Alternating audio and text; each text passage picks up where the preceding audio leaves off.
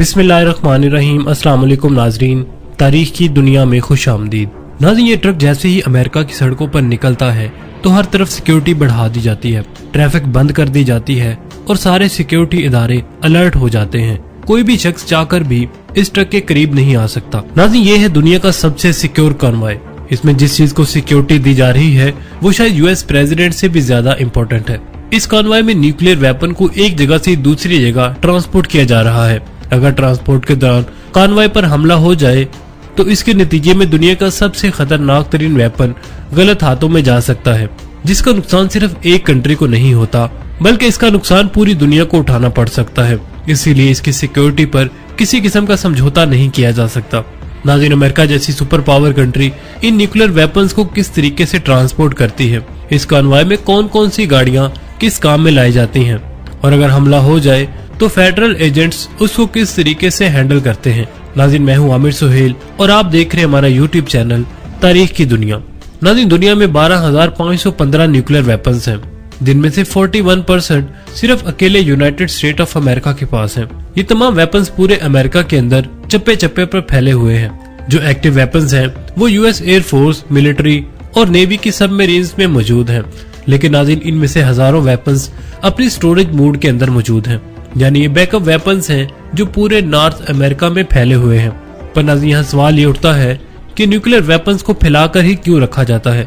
Nuclear weapons को फैलाकर मुल्क के डिफरेंट पार्ट्स में छुपा कर रखा जाता है और ये इंफॉर्मेशन बहुत सेंसिटिव होती है। ऐसा इस वजह से किया जाता है ताकि दुश्मन अटैक करके उनको नाकारा ना बना सके।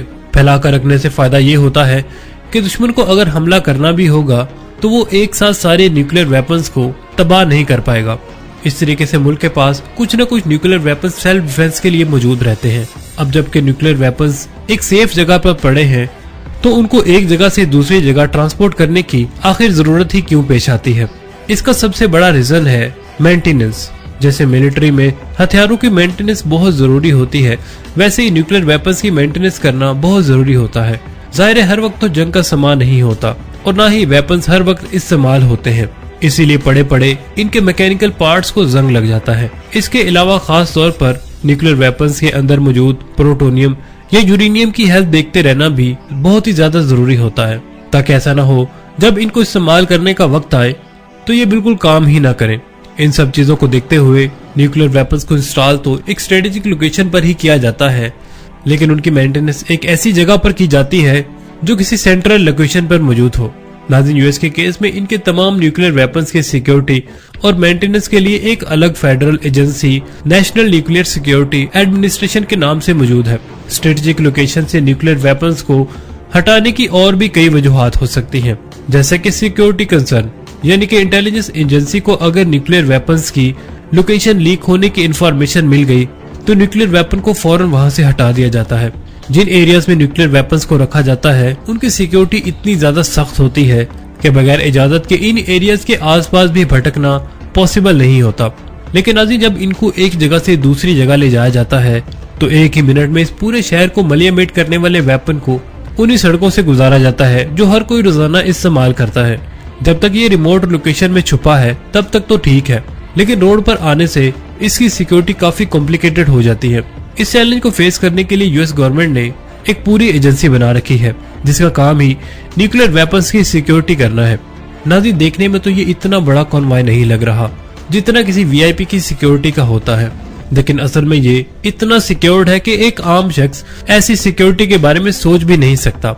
इस कॉन्वॉय में गाड़ियों की तादाद तो डिफरेंट होती है क्योंकि ये डिपेंड करता है न्यूक्लियर वेपन कितना बड़ा है और कहाँ जाएगा। इस कॉन्वॉय के आगे और पीछे पुलिस की गाड़ियां होती हैं जिनका काम होता है रश वाले रोड से कॉन्वॉय को बगैर रुके गुजारना। नाज़रीन, इन पुलिस की गाड़ियों के दरमियान में जितनी भी गाड़ियां मौजूद होती हैं ये है असल कॉन्वॉय। इनमें बख्तरबंद गाड़ियां ट्रक के करीब करीब एक खास डिस्टेंस और खास साइड पर साथ मौजूद रहती हैं, जिनको बेरकैट कहा जाता है। इनको सिर्फ बुलेट प्रूफ कहना ही इनकी शान में गुस्ताखी करने जैसा होगा क्योंकि ये उससे भी काफी ज्यादा सिक्योर है। एक एक बख्तरबंद गाड़ी में 4 से 6 फेडरल एजेंट्स मौजूद रहते हैं जिनका काम कॉन्वॉय को अटैक से बचाना होता है और उसी वक्त काउंटर अटैक करना। नाज़रीन, इन बख्तरबंद गाड़ियों में जगह जगह पर सुराख मौजूद होते हैं जिसकी मदद से एजेंट्स बाहर निकले बगैर अंदर से ही फायर कर सकते हैं। ये एजेंट्स कोई मामूली लोग नहीं बल्कि ट्रेन कमांडोज होते हैं जिनके पास हैंड गन्स, शॉर्ट गन्स और असॉल्ट राइफल के साथ साथ लाखों राउंड्स मौजूद होते हैं। अगर फिर भी बात ना बने तो बख्तरबंद गाड़ी के ऊपर एक मशीन गन मौजूद रहती है, पर ये सब वेपन्स तो सिर्फ खतरे की सूरत में इस्तेमाल किए जाते हैं, जब कभी न्यूक्लियर वेपन्स के ट्रक पर हमला हो जाए। नॉर्मल ट्रांसपोर्ट ऑपरेशन के दौरान ये एजेंट्स हर छोटी से छोटी चीज पर नजर रखकर एक दूसरे से शेयर करते हैं। कॉन्वॉय की तमाम गाड़ियां आपस में रेडियो के जरिए कनेक्टेड होती हैं। ये रेडियो कम्युनिकेशन 3 अलग अलग चैनल्स पर होता है। एक चैनल पे ये सारी बख्तरबंद गाड़ियां अटैक की सूरत में एक दूसरे से कांटेक्ट करके कोऑर्डिनेट करती हैं। दूसरे चैनल पर बख्तरबंद गाड़ियों के एजेंट्स दूसरी गाड़ियों से अपडेट्स लेते हैं। एसओपी के मुताबिक न्यूक्लियर कॉन्वॉय में कम से कम 7 बख्तरबंद गाड़ियां होनी चाहिए, 5 ट्रक के साथ और बाकी 2 1 किलोमीटर आगे। हर चंद मिनटों के बाद मेन कॉन्वॉय में बैठा कमांडर आगे मौजूद 2 बख्तरबंद गाड़ियों से सूरत हाल मालूम करता है। कम्युनिकेशन को अलग अलग चैनल्स में डिवाइड करने का मकसद ये होता है कि अगर अटैकर्स ने एक की फ्रिक्वेंसी जैम कर दी या फिर मेन कॉन्वॉय के साथ कोई मसला हो गया तो आगे वाली 2 गाड़ियां अपना अलग चैनल इस्तेमाल करके मदद बुला सके। इसके अलावा ये पूरा कॉन्वॉय एक तीसरे चैनल पर इमरजेंसी कंट्रोल सेंटर के साथ भी कनेक्टेड होता है। नाज़रीन, कंट्रोल सेंटर के स्टाफ का काम है कि इमरजेंसी की सूरत में कॉन्वॉय की लोकेशन ट्रैक करे और फौरन मदद के लिए बैकअप फोर्स का बंदोबस्त करे। अगर कभी ये नौबत आ भी जाए तो कंट्रोल सेंटर जिस एक्स्ट्रा फोर्स को भेजेगा वो कॉन्वॉय के एजेंट्स के साथ एक खास एसओपी के साथ कांटेक्ट करेगी, फिर चाहे ये एक्स्ट्रा फोर्स पुलिस की हो या मिलिट्री की। कंट्रोल सेंटर दोनों फोर्सेस को अलग अलग code words encrypted radio link के जरिए बताएगा। मौके पर पहुंचकर दोनों फोर्सेस तब तक एक दूसरे पर भरोसा नहीं करेंगी जब तक उन दोनों को बताए गए सीक्रेट कोड मैच न कर जाएं। नाज़रीन, ये सिर्फ इसलिए किया जाता है ताकि कोई अटैकर जाली पुलिस ऑफिसर बनकर न्यूक्लियर वेपन तक रसाई न पा सके। ये उन अनगिनत एसओपीज में से सिर्फ एक है, जबकि हर सूरत हाल से निपटने के लिए एजेंट्स के पास अलग अलग एसओपीज मौजूद रहते हैं। नाज़रीन, इन बख्तरबंद गाड़ियों के पीछे चलने वाला ट्रक भी कोई मामूली ट्रक नहीं होता, क्योंकि इसी के लिए तो ये सारी सिक्योरिटी है। न्यूक्लियर वेपन को ट्रांसपोर्ट करने के लिए ये ट्रक पूरी तरह से कस्टमाइज्ड बना होता है, यानी इसको खास इसी मकसद के लिए डिजाइन किया जाता है। ट्रक की बॉडी हार्ड स्टील से बनी होती है, जिस पर आम जाम टूल्स काम ही नहीं करते। ना ही ये ग्राइंडर से कट सकती है और ना ही इस पर ड्रिलिंग मशीन काम करती है और ना ही एक्सीडेंट होने पर इसकी बॉडी क्रैक हो सकती है। नाज़रीन, अगर इसको आग में भी डाल दिया जाए तो इसकी बॉडी अगले कई घंटों तक अंदर मौजूद न्यूक्लियर वेपन को महफूज रख सकती है।